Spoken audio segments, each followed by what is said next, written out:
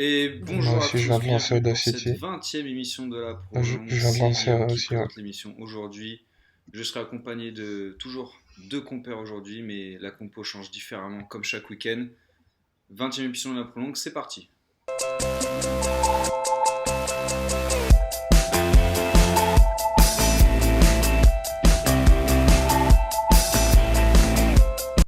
Et la compo cette semaine, Mounir n'est pas là, je le remplace, mais Darin et Julien cette semaine qui sont toujours là. Darin, comment vas-tu? Ça va très bien et toi? Ça va très bien, pour l'instant la petite reprise tranquille de la semaine. J'ai pas vu grand chose du week-end, donc je vais pouvoir laisser débattre avec Julien tout de ce que vous avez vu ce week-end. Et Julien, comment vas-tu? Première émission que je fais avec toi. Mais ouais, première, La effectivement, ensemble, première. bah, écoute, ça va plutôt pas mal. Comme un Parfait. lundi, comme on dit. Exactement. On va aller vers Darren pour commencer parce que je crois que Darren a beaucoup de choses à dire en ce début d'émission. Niveau coup de cœur et coup de gueule, Darren, qu'as-tu à dire? Alors, on va commencer par le coup de gueule. Pour moi, mon coup de gueule de la semaine, c'est quand j'ai vu que le match entre Villarreal et l'Atlético aurait lieu à Miami le 6 décembre prochain. Alors, je comprends évidemment la volonté des clubs de s'internationaliser pour augmenter les revenus. Et j'aurais été le premier, si Tony Parker n'avait pas pris sa retraite, à aller voir le match de NBA à Paris, alors que ça Exactement. dénature. Mais là où j'ai une petite pensée, c'est pour les fans espagnols. Moi, je me dis, ok, ce qui est différent justement de la NBA où ils ont tellement de matchs, etc., tellement d'affiches et qui rencontrent les équipes plusieurs fois. Mais pour un fan de Villarreal qui est abonné, l'Atlético Madrid, c'est un des 3 gros rendez-vous de la saison et là, il en est privé. Alors certes, le club lui propose une compensation de 40% sur l'abonnement de l'année prochaine ou un remboursement de 20% sur celui en cours.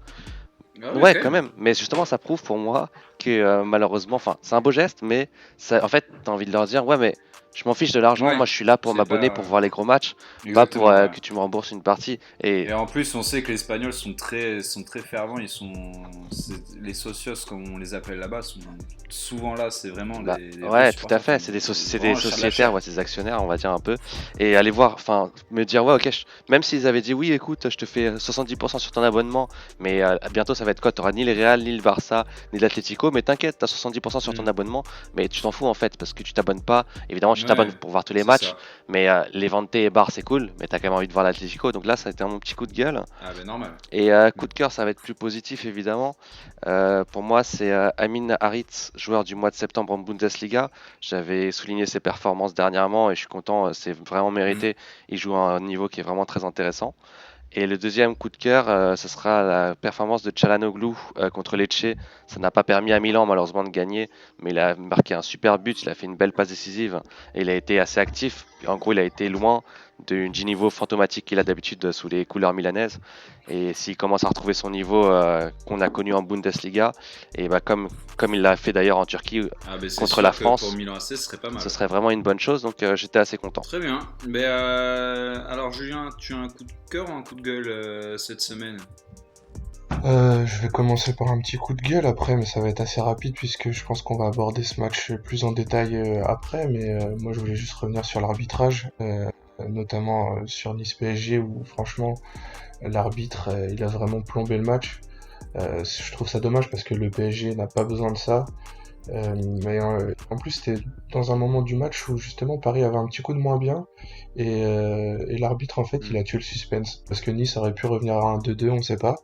Et non, au lieu de ça, il a dégainé son deuxième jaune sur Mm. Cyprien et voilà, ça a flingué le match derrière. Tu passes à 9, enfin voilà. Contre Paris déjà qu'à 11 c'est difficile, alors à 9, les Ouais. pauvres Niçois. Mais à la fin, Mbappé, il a sanctionné du coup vraiment ce Ouais, bah déficit. lui c'était du pain béni quoi de C'est rentrer dans ce match. exactement.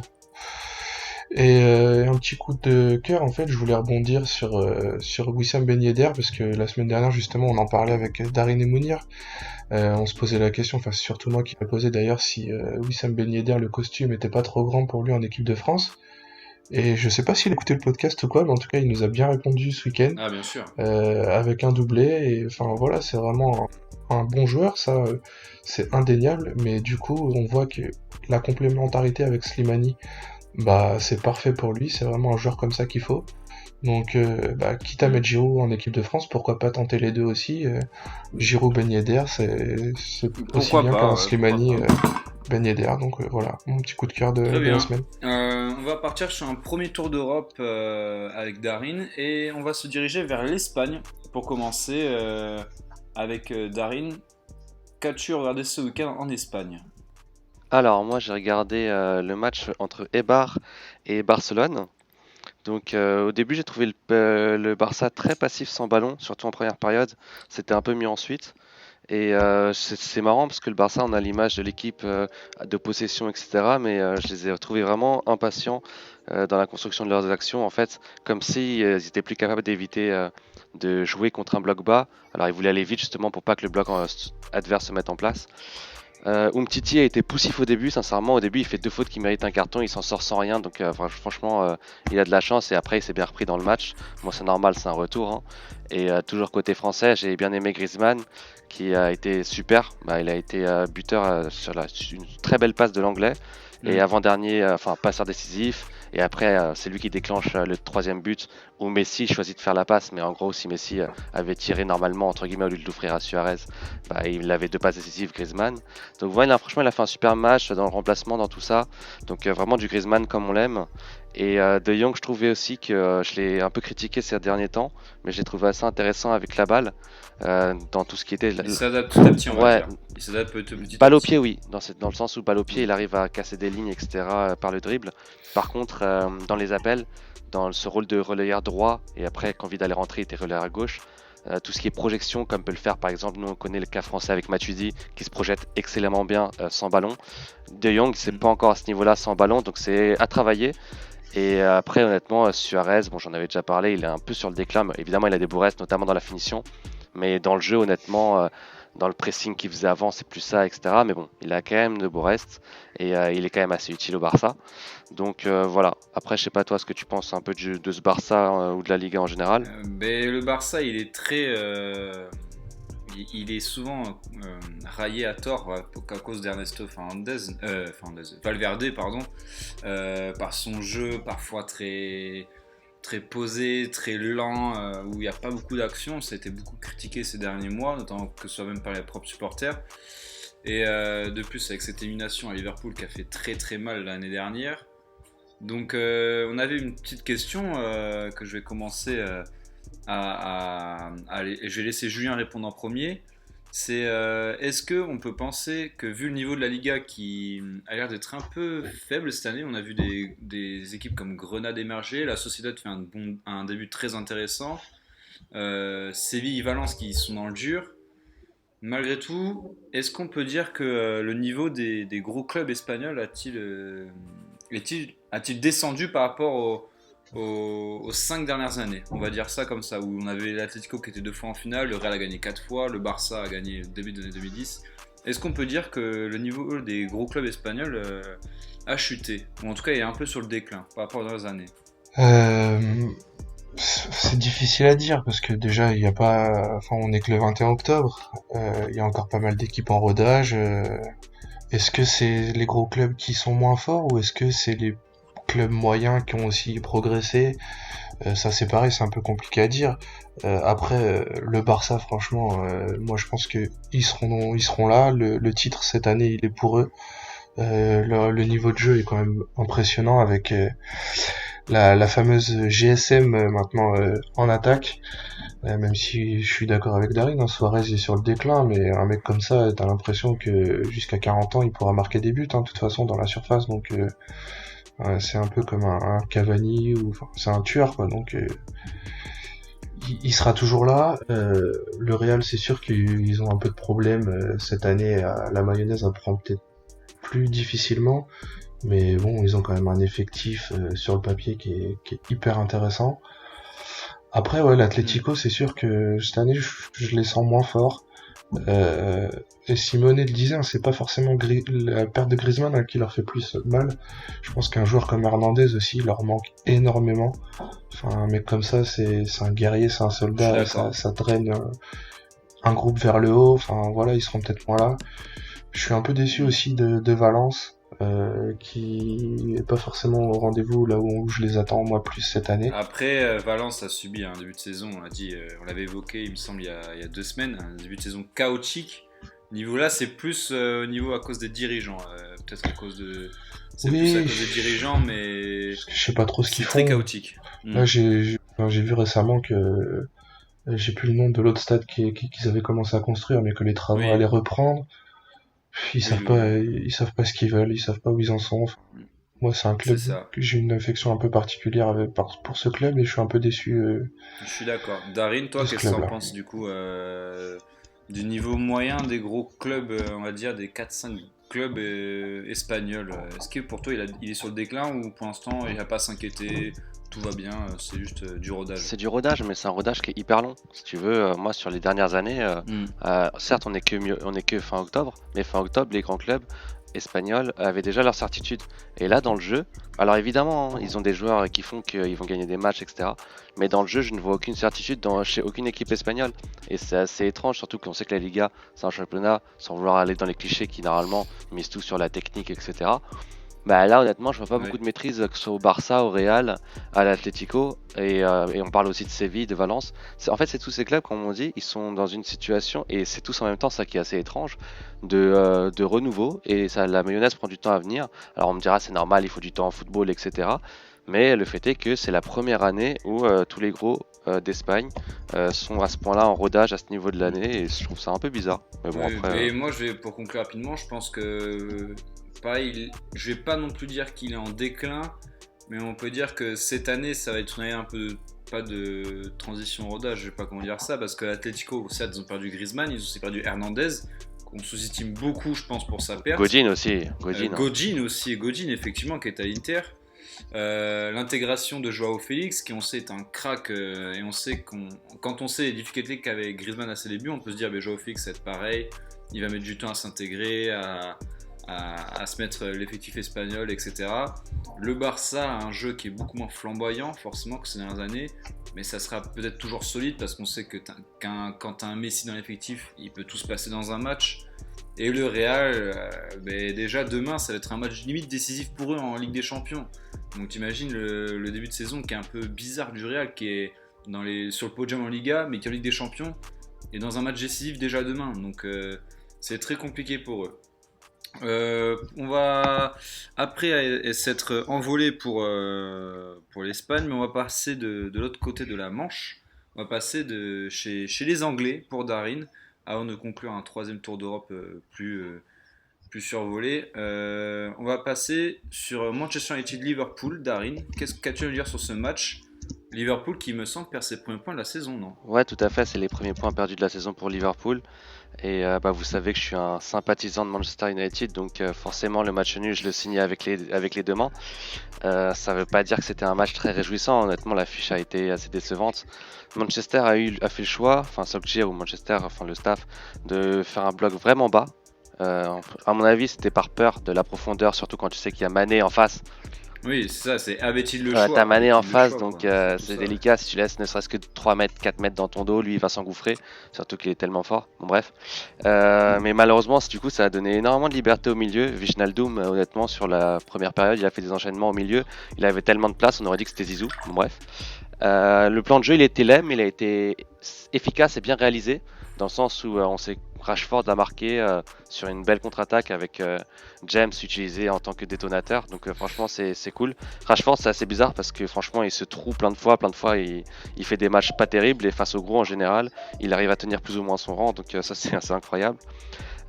J'ai parlé de Mané, il y a Firmino aussi qui a été peu servi, donc peu dangereux et du coup effectivement ouais, Klopp s'est plaint du jeu défensif, mais d'un autre côté j'avais envie de lui dire ouais mon coco, en fait on n'a pas tous les mêmes armes. Quand tu regardes l'équipe effective de United aujourd'hui, c'est pas celui de Liverpool, donc voilà, ils se sont battus comme ils pouvaient et voilà, c'est une équipe et c'est pas la seule en Angleterre Mm. qui a des doutes en ce moment, et quand tu as des doutes, bah malheureusement parfois tu bétonnes quoi. C'est ça, et en parlant d'équipe de doute, je me lance parfaitement là-dessus. C'est sur Tottenham, on sait en plus qui a perdu Hugo Lloris récemment, pour un bon moment, et je pense minimum 3 mois d'arrêt. Hein, il rejoue pas dans l'année 2019, c'est déjà annoncé. Donc pour Tottenham, qui a un début assez bizarre, des premiers matchs calamiteux, ils ont pris une volée en LDC, 7-2. En championnat, certes, ils sont 8e. Bon, ça va, tu peux te dire, ils sont à quelques points du podium, tu fais une bonne série, ça peut te relancer, mais dans le jeu, c'est pas du tout ça. C'est très bizarre. Et est-ce que Pochettino est en danger réellement sur son poste? Est-ce que Pochettino est en danger? Comment expliquer cela? Enfin, comment expliquer ce déclin? Et est-ce que Pochettino peut risquer son poste avant début 2020, on va dire? Je vous laisse l'un des deux parler en premier. Qui veut la parole en premier? Vas-y, Julien. Je sais pas si le coach est déjà menacé. Après, dans le foot, effectivement, ça va très vite. Enfin, oui, aujourd'hui, ils sont 7 8e au classement, mais pourquoi est-ce que Solskjaer, par exemple, qui est 13e avec Manchester, serait pas plus en Hmm. danger que Pochettino? Ça, je sais pas. Après, peut-être que son message ne passe plus, j'en sais rien. Je suis pas en interne. C'est vrai que c'est bizarre de voir Tottenham se cracher un peu de la sorte. Mais bon, on trouve ça bizarre parce que les mecs sortent d'une saison où on les attendait pas à ce niveau-là, surtout au niveau Ligue des Champions. Euh, mais bon, après, c'est pareil, quoi. Ils ont quoi? Ils ont 12 points. Le 13e, il est à 5 points. Enfin, le 3e, pardon, est à 5 points. Enfin, ça peut aller vite encore. Je pense que Pochettino, il va finir l'année tranquille. Après, si ça s'améliore pas, bah, peut-être qu'il finira par sauter. Mais c'est pareil. On avait le débat sur les entraîneurs la semaine dernière pour la Ligue 1. Tu vas mettre qui derrière? Enfin, je sais pas. Pour le coup, moi Hmm. je pense que C'est comme toi, sûr. que Pochettino il va rester jusqu'à la fin de l'année, mais je pense que c'est plus par reconnaissance du travail fantastique qu'il a fait pour bâtir cette équipe. Mais j'avais dit en fait en début de saison, je sais pas si vous vous rappelez, j'avais regardé Tottenham Newcastle et c'était hallucinant le nombre de mauvais choix techniques faits par les joueurs. Honnêtement, quand il fallait faire la passe, ils tiraient, quand ils tiraient, il fallait faire la passe. Enfin bref, c'était assez fou. Mais on était à ce moment-là, on était assez confiant pour dire que l'équipe allait comment dire, se ressaisir vu les qualités de l'effectif. Et là, c'est pas le cas. Et je me demande s'il n'y a pas certaines choses qui ont été pas très bien gérées. Je pense notamment au cas Eriksen. Eriksen, on sait que c'est un joueur hyper important, si ce n'est le Hmm. joueur le plus important de Tottenham. Et là, avec sa fin de contrat, bah, parfois il joue pas, parfois il joue, on sait pas trop. C'est un peu le cul entre deux chaises. Et je pense que Tottenham n'est pas une équipe assez solide pour se permettre d'avoir des doutes sur celui qui est, avec Harry Kane, le joueur le plus important de l'équipe. Donc, je sais pas si honnêtement si la saison va bien se terminer à Tottenham, enfin dans le sens bien terminer. Ils vont pas être relégués et tout, hein, évidemment je dis pas ça, mais moi ça m'étonnerait pas que cette année ils finissent sixième quoi. Donc ça ne coûterait pas la place de Pochettino, Ah, ok. mais Hmm. ça resterait une saison quand même décevante vu la saison qu'ils ont fait l'année dernière, notamment en Ligue des Champions. Ouais. Oui, évidemment. Évidemment, la saison dernière a été excellente, etc. Et je pense que du coup, ils étaient tellement attendus que psychologiquement, peut-être les joueurs ont une pression autour d'eux. On sait qu'Ndombele est arrivé pour très très cher. Donc peut-être que certains joueurs ont une pression, notamment Lucas qui est devenu limite pas une idole, mais le mec a amené Tottenham en finale. Donc vraiment, c'est difficile à dire. Eriksen, son cas, il est très donc, difficile. Du coup, des fois, sur le terrain, t'as l'impression qu'il est nonchalant, il s'en fout un peu, parce que c'est lui qui met la pression sur les dirigeants. Et du coup, il se murmurerait même que le PSG du coup serait déjà dessus pour le signer libre, ce qui serait d'ailleurs pas une mauvaise affaire. Hein. Mais peut-être, ouais, ils ont du mal à démarrer. Peut-être ça se trouve, c'est juste le temps de se roder, de s'enlever un peu la pression, etc. pour que ça Enfin, marche ce mieux. week-end, franchement, Sinon, tu revois la compo de oui, départ. T'as vraiment 5 défenseurs au final. Après, t'as ouais. Sissoko, c'est pareil, c'est pas non plus un joueur vraiment offensif. Winks, bon, c'est un Mm. relayeur, mais voilà, c'est pareil, il a un peu de mal à se projeter. Devant, t'as juste du Lucas, Delali et Harry Kane. Enfin, tu reçois Watford, C'est c'est ça, un peu les ambitions, c'est pas trop là, ça, quoi, quand ouais, tu. je suis d'accord, je suis d'accord. Après, on Enfin, sait que Tottenham, c'est pas un club qui vire beaucoup ses entraîneurs. J'ai pas le souvenir d'entraîneurs virés très tôt de la saison. Ah, Villas-Boas, ça il avait coûte été cher hein, de viré virer très des tard. entraîneurs, hein, ça Ouais, coûte en très cher. plus, Hein. Villas-Boas, il avait été viré qu'en fin de saison, enfin en mars-avril seulement. Je crois celui d'après c'était Allardyce, je crois si je dis pas de bêtises, pareil lui il a fait une saison mais il s'est fait virer après il me semble, avant que Pochettino arrive. Je pense pas qu'il sera viré parce que Tottenham n'est pas un club qui flingue ses entraîneurs comme United rapidement, etc. Donc attention quand même, oui, je pense, je suis de l'avis de Darin que ça peut finir 5ème, 6ème et il faudra faire très très attention. Sur ce, on va passer dans la Ligue des Talents. dans notre hexagone, car il y avait Nice-PSG vendredi soir, qui pouvait être très intéressant. Le PSG qui revient de la trêve avec ses internationaux qui avaient beaucoup de blessés, de fatigue. Personnellement, je pouvais même miser une victoire de Nice, ça m'aurait absolument pas surpris, vu comment l'effectif de Nice est plutôt belle. Mais finalement, on a vu un PSG qui a contrôlé ce match. Darin, qu'en penses-tu de ce résultat? Trop sévère pour toi ou c'est à peu près mérité, même sur la physionomie du match, sur l'ensemble? Sur l'ensemble, non. Enfin, comment dire? Moi, j'ai vu une belle entame du PSG, un 2-0. Et en fait, au bout de 20 minutes, t'as un 2-0 et t'es jamais mis en danger. Tu te dis, waouh, alors qu'il manque tous les absents. Bah, on va pas tous les citer, mais tu te dis, la marge est incroyable en Ligue 1. Et après, on sait pas pourquoi les mecs se mettent tout seuls en danger. Je tiens à signaler que Choupo-Moting était pas dégueu. On se fout souvent de sa gueule, il était pas dégueu. Évidemment, Dima. Aligné dans un positionnement assez Ouais, au bizarre, final, non. mais Ouais, oui. c'est un petit peu ce qui. C'est au final, ouais, c'est ça. C'est là où il C'est sa préfère position, jouer. comme dit Julien. Mm. Donc, c'est pour ça aussi qu'il a été bizarrement un peu moins gauche et qu'on a moins vu ses défauts. Dima décisif, là, Icardi, une passe magnifique. Et voilà, après le PSG, Ouais, ils ouais. tuent pas le match, ils se font peur tout seuls.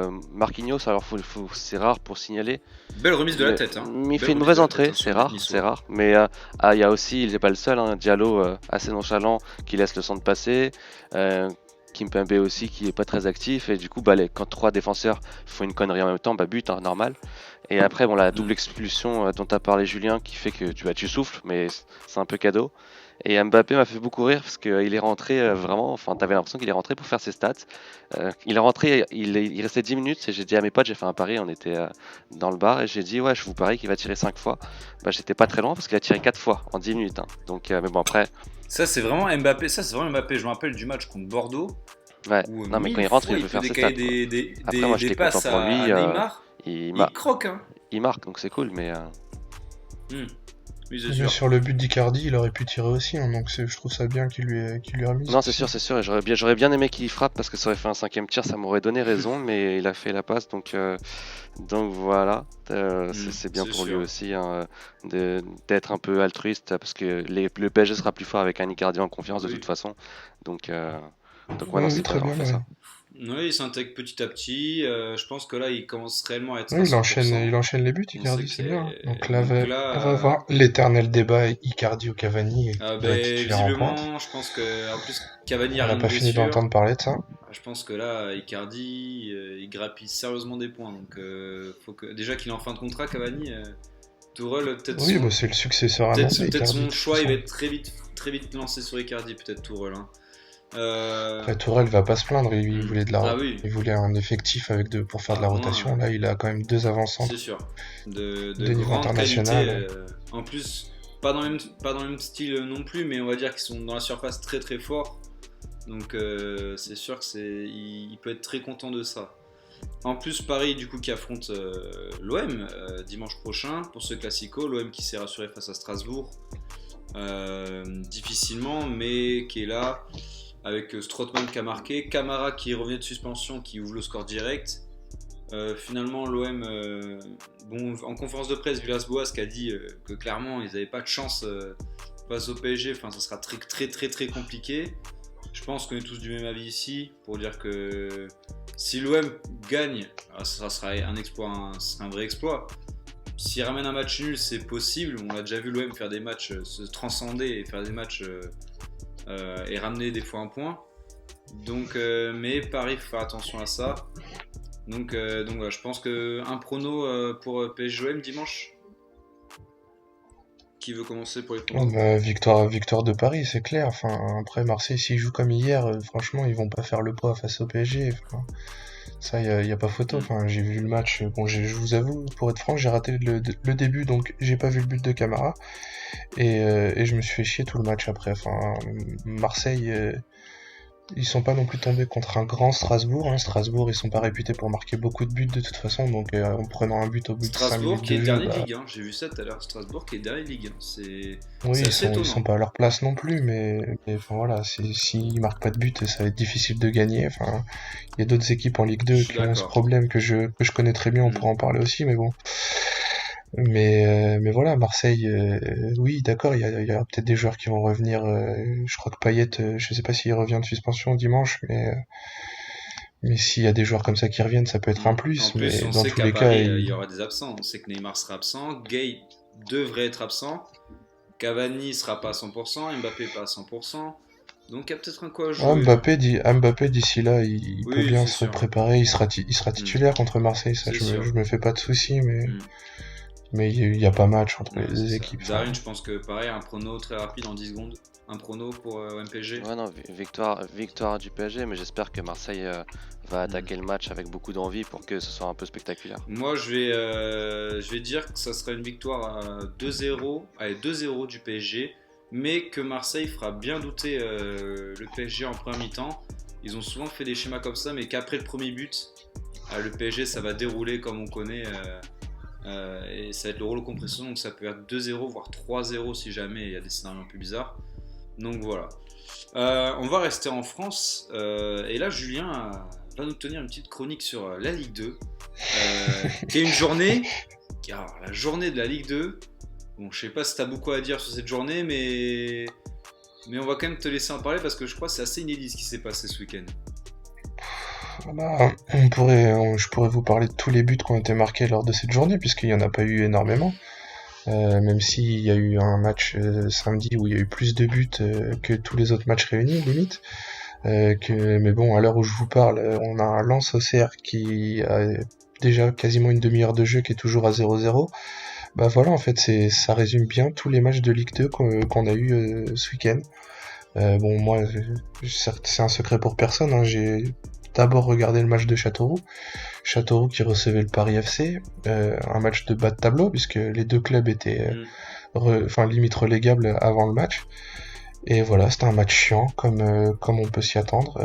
Bon, j'ai vu jouer Jérémy Ouais, voilà, Ménez, ça faisait c'était ma longtemps que je question. l'avais pas vu. Est-ce qu'il a joué Menez? C'était ma question Il aussi. a joué et c'est lui qui a fait la passe décisive sur le but. Et l'espoir de Nice là qui se fait virer pour la montre, il était ou pas lui au Paris FC? Ah non, lui je l'ai pas Il y vu était par pas? contre. Mais Jérémy Ménez, ouais, il a fait la passe décisive sur le corner. Euh, Après voilà, tu vois clairement quand même le mec manque de rythme. Ah Enfin, ouais. Bazdarevic l'a dit, hein, il est à quoi, 70% peut-être.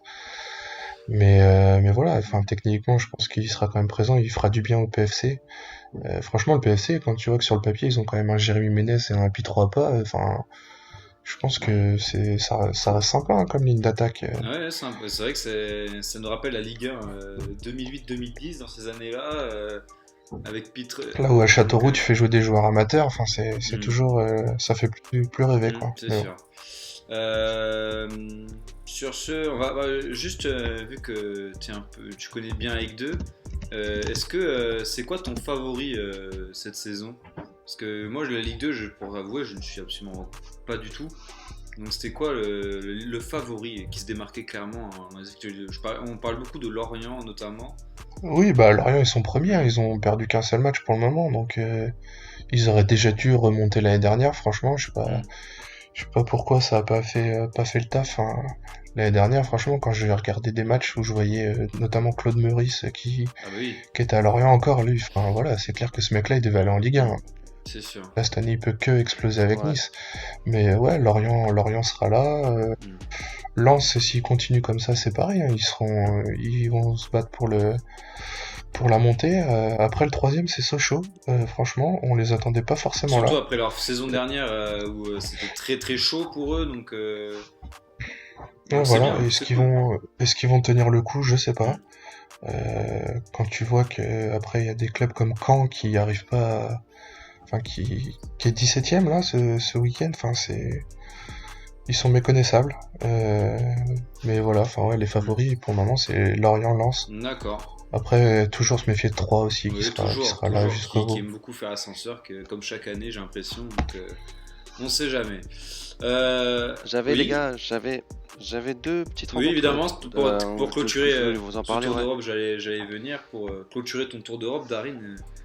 Quels sont les deux Il y a, matchs en rapide, une minute chacun pour en parler ouais, rapidement? alors Dortmund-Gladbach, j'ai souvent dit que je comprenais pas ce que faisait Favre. Malheureusement, je réitère mes propos parce que là, il a mis Akanji à droite et du coup, il était pas à l'aise offensivement, il était perdu défensivement. Enfin, c'était un peu bizarre. Je comprends sa volonté de vouloir faire en sorte que Reus et Brandt soient le plus à l'aise possible. Mais parfois, et d'ailleurs, Brandt aurait pu avoir un but et une passe D si les deux buts n'avaient pas été refusés pour hors-jeu.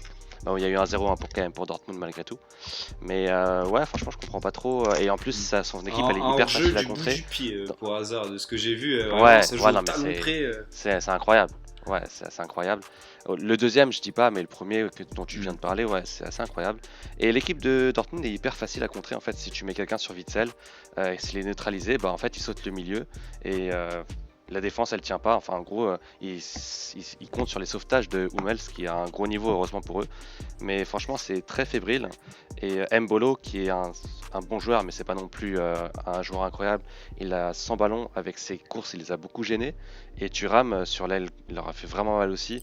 Donc Thuram dont avait parlé Ben Exactement, ouais. notamment pour l'équipe de France. Donc ouais, franchement, j'ai été assez surpris enfin, je suis assez surpris pour l'instant du niveau de Dortmund qui est assez bas. Et bah, franchement, je pense que ça ira mieux dans les heures qui suivent, enfin dans les semaines qui suivent, pardon. Mais pour l'instant, c'est assez faible. Et je voulais faire un petit clin d'œil aussi en Italie. J'ai regardé, bon alors, c'était un match pas très intéressant, Sampdoria et Roma, parce qu'il y a eu 0-0, sachant qu'il y a eu des matchs fous en Italie. Moi, je suis tombé sur celui-ci comme par hasard. Mais en fait, c'est marrant parce qu'on sent déjà un petit peu la patte de Ranieri qui a pris la Sampdoria, c'est son premier match avec eux. Et vraiment, il y avait des lignes hyper resserrées de 15-20 mètres entre le défenseur le plus reculé et l'attaquant le plus avancé. Il n'y avait même pas 20 mètres.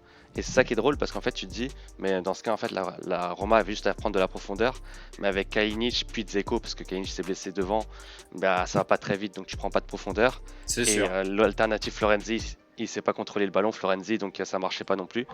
Et du coup, la Roma, ouais, j'ai trouvé ça dommage, ce manque de, comment dire, d'idées dans le jeu, alors qu'ils ont quand même Verretou, Cristante, qui a été remplacé ensuite par Pastore, qui a fait pratiquement tout le match, Zaniolo. La Pellegrini n'était pas là, certes, mais c'est quand même, quand tu dis que tu as Pastore, Verretou T'as de la ou qualité, oui, pour proposer. T'as de la Zaniolo, non, qualité pour proposer. c'est ça.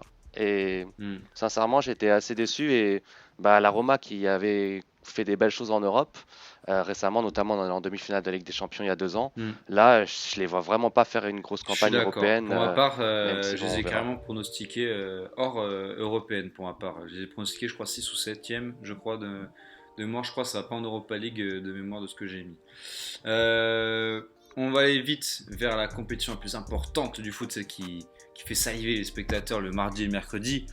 Je ne parle pas non pas de la Ligue Europa, mais bien la Ligue des Champions. On va passer vite sur sur quelques pronos. Donc pour la journée de mardi, ce sera les deux matchs du groupe A comme pronos. Ça sera Galatasaray Real et Bruges PSG.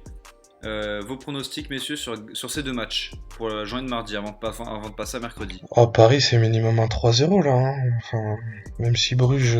Oui, Paris Paris largement. Enfin, Hmm. Et Galatasaray Real, du coup, on sait que le Real c'est limite décisif pour eux. En plus, c'est ouais, à c'est ça, c'est jamais Galatasaray, facile, donc on attention. le répète. Enfin, Mm. chaque journée de Ligue des Champions que Galatasaray reçoit, c'est jamais facile d'aller jouer en Turquie. Oula, match nul, ok. Darin, sur ces deux matchs du mardi avant de passer à Bah, je mercredi. vois quand même le PSG gagner. Et je pense que Ok. le Real, même dans la douleur, mais va réussir à gagner. D'accord. Sur mercredi, nous avons quand même un assez beau programme de ce que je vois. Je vais vous parler de 4 matchs. Les deux matchs du groupe H, donc celui de Lille. Donc Ajax Chelsea et Lille-Valence. Ces deux matchs rapidement en 10 secondes. Vos pronos sur ces deux matchs. Je vois. Ok, pardon. Moi, je vois. Je vois Vas-y, bien je t'en prie. Lille faire un petit coup, mais. Ouais, Lille à domicile, Lille à Valence, donc domicile, c'est faut pas trop ça en préciser. ce Lille à moment, et, domicile. enfin, même s'il reste sur 3-0 contre l'Ajax, je vois bien Lille faire quelque chose. Après, Ajax-Chelsea, honnêtement, je sais pas me prononcer. Match nul. Ouais, je pense. Et Darin, sur ces deux matchs du groupe H. Je vois Lille faire match nul et je vois l'Ajax Ah, gagner. d'accord, l'Ajax c'est à domicile, évidemment, ça peut jouer. Et on va parler sur deux autres matchs. Un très gros match et un match du club français, forcément. Benfica-Lyon et Inter-Dortmund. Sur ces deux matchs, pour conclure. Alors moi, Qu'en de mon pensez-vous, côté, je messieurs? vois l'Inter gagner contre Dortmund, pour les raisons que j'ai évoquées. Dortmund, surtout avec un tacticien comme Conte, si moi j'ai pu voir ces failles-là, je pense que lui il les a bien vues aussi. Et en plus, ils ont un jeu de transition à même à faire bien chier Dortmund. Et, et Ok. le deuxième, Benfica-Lyon, malheureusement, je suis désolé, mais je vois Benfica. Inter-Dortmund, pour moi, ce qui est sûr, c'est que c'est un D'accord. match où il va y avoir des Julien? buts. Enfin, là, tu vois, c'était ce week-end, l'Inter, même s'il y a eu des pénaltys, mais ils ont quand même encore Ah mis oui. 4 buts. Enfin, enfin, c'est un match que j'aurais envie de regarder. Je pense que je vais pas regarder puisqu'il y aura Benfica Lyon et Lille Mm. Valence déjà à regarder. Ou si je le regarde, c'est après. Mais du coup, c'est un match, à mon avis, qui va être très plaisant à voir, qui peut partir d'un côté comme de l'autre. Donc, c'est pareil, c'est difficile de se prononcer. Je mettrais peut-être une petite pièce sur l'Inter. Et Benfica Lyon, Lyon pour moi ils sont quand même méconnaissables en Ligue des Champions et ils peuvent faire quelque chose. Alors ok c'est pareil c'est à Benfica mais Lyon sont capables de tout. Enfin Mm. je les vois Je faire suis quelque chose. d'accord. Je suis d'accord. Pour mardi, pour ma part, ça sera match nul. Galatasaray Real. Victoire du PSG contre Bruges. Et pour les matchs du mercredi, je vois bien l'Ajax gagner face à Chelsea. Lille face à Valence. Je vois bien se lancer vu que Valence, ils ont beaucoup de mal sur ce début de saison. Je vois également Lyon faire un gros coup à Benfica, vraiment pour continuer dans la continuité. Vraiment un match opportuniste comme contre Leipzig. Et Inter Dortmund, je vais voir un match nul, mais un match nul très offensif. Un 2-2. Je sens bien un match très offensif, très ouvert, où ça va pouvoir bien jouer. L'Inter, que je vois bien mettre beaucoup de contre-attaques. Je sens notamment avec le Joe Lotaro Lukaku. Donc un match offensif très ouvert. Ce sera certainement le match à regarder mercredi, pour ceux qui veulent. Dans les matchs qu'on n'a pas parlé, il y a également Salzbourg-Naples qui peut être pas mal à regarder. Et pour les matchs de demain, honnêtement, à part peut-être Olympiakos Bayern pour l'ambiance ou Atletico Leverkusen et encore, demain il n'y a pas grand chose à se mettre sous la dent, faut être honnête. Sur ce, on va conclure cette émission. C'était un plaisir de faire la 20e, c'est quand même un beau chiffre, avec Darine et Julien. La semaine prochaine, on pourra débriefer de nos résultats, de nos pronos, pour voir qui a été le meilleur, etc. Sur ce, on va vous laisser.